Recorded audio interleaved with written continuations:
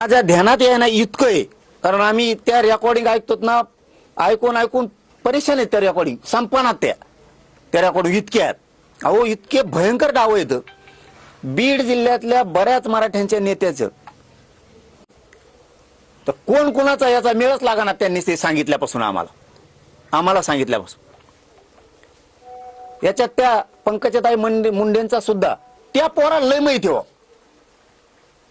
2 आरोप आहेत ना, त्या पोराला लय माहिती. मी सांगतो हे सगळ्यांनी सिरियस घ्या. पंकजाताई बद्दलचा काय विषय त्या पोराला सगळं माहिती. बावनकुळे साहेबाच्या भाच्याबद्दल काय, आता हे खूप सिरियस आहे विषय. रोज उठलं की एक धरायचा, त्याला हाणायचं, ह्याच्या आईला आणि त्याच्या आईला.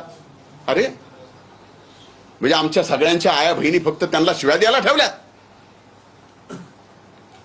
आर एअर काही बोलायचं आणि ऑन एअर बोललेलं त्याची साधी एनसी सुद्धा जर सरकार घेत नसेल. म्हणून माझी विनंती की हे प्रकरण सीबीआय कडेच गेलं पाहिजे आणि यांचं बोलणं मुख्यमंत्र्याची आयमाय काढायची, भुजबळांची आयमाय काढायची.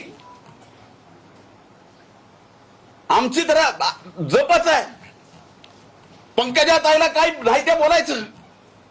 घरात इंग्रज आले होते का? ही बोलायची पद्धत आहे का पुरुषांची?